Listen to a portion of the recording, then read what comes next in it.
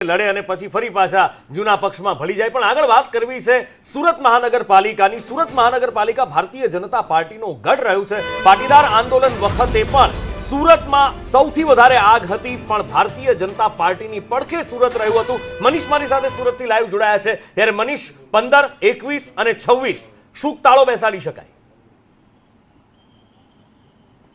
जी बिल्कुल बात करिए तो एकदम अलग परिणाम આવ્યું છે। જે બેઠકો પર વિશ્વાસ નહીં થતો હતો, ખાસ કરીને વાત કરીએ પાટીદાર ગઢની અંદર સૌ કોઈ માની રહ્યા હતા કે આ વખતે ફરીથી આમ આદમી પાર્ટી કાબુ પાડવામાં જે કહેવાય કે સક્ષમ રહેશે, પરંતુ પરિણામ જ કહી રહ્યા છે કે આમ આદમી પાર્ટીની જે સીટો હતી તે પણ આંચકી લેવામાં આવી છે। ખાસ કરીને વાત કરીએ તો કતારગામ વિસ્તારમાં વોર્ડ નંબર 7 અને 8 ની અંદર ચોંકાવનારું પરિણામ આવ્યું હતું। ગોપાલ ઇટાલિયાએ મોટી સભા કરી હતી, ત્યારબાદ મુખ્યમંત્રી ભૂપેન્દ્ર પટેલ આવ્યા હતા અને સભા કરી હતી, પરંતુ સભામાં જે માનવ મેળાવડા જોવા મળ્યું તે વોટમાં કન્વર્ટ નથી થયું, એ પ્રમાણેના પરિણામ આવ્યા છે। ત્યારે વિનુભાઈ આપણી સાથે છે, તેમની સાથે વાત કરીશું। વિનુભાઈ, શું કહેશો?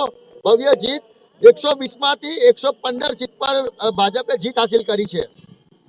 ચોક્કસ કહી શકાય કે અત્યાર સુધીના ઇતિહાસમાં ભારતીય જનતા પાર્ટીની 100 ઉપર સીટ તો ખરી, પણ 115 સીટ ભારતીય જનતા પાર્ટીને લોકોએ, સુરતની જનતાએ ચૂંટીને આપી છે।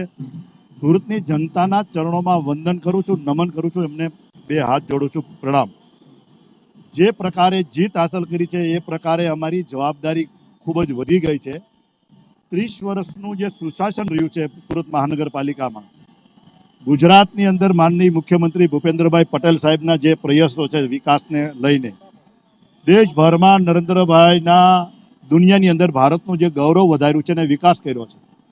સાંસ્કૃતિક વારસો જે જાળવવા માટેનું સરકાર કરી રહી છે, વિકાસ હોય, સાંસ્કૃતિક વારસો હોય, ધાર્મિક હોય, તમામ ક્ષેત્રો પર બેટીથી બચ્ચાથી લઈ વૃદ્ધો સુધીની યોજનાઓ આ સરકારમાં કાંઈ ઘટતું નહોતું, પરંતુ કાંઈક ને કાંઈક ભ્રમણાઓ વિપક્ષો દ્વારા ફેલાવવામાં આવી અને એના લીધે એકવાર લોકો ભ્રમિત થયા।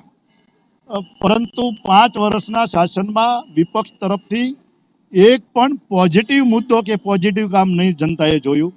ફક્ત ને ફક્ત નકારાત્મક રાજનીતિ, નેગેટિવ રાજનીતિ, બૂમ મરડા કરવા, જોર કરવો, જૂઠું બોલવું, અધિકારીઓને ખૂબ રંજાડવા, આ પ્રકારની રાજનીતિ સુરતની પ્રજા ક્યારેય સાખી ન લે। બિલકુલ, તો 120 માંથી 115 બેઠકો હાસિલ કરી છે, જેમાંથી એક કોંગ્રેસ પાસે અને 4 બેઠકો છે તે આમ આદમી પાર્ટી પાસે છે। પરંતુ સૌથી મોટી જીત આ વખતે ભાજપની થઈ છે। સૌથી જે કહેવાય કે ઇતિહાસમાં સૌથી મોટી જીત અને સૌથી વધુ સીટ આવી છે તો 115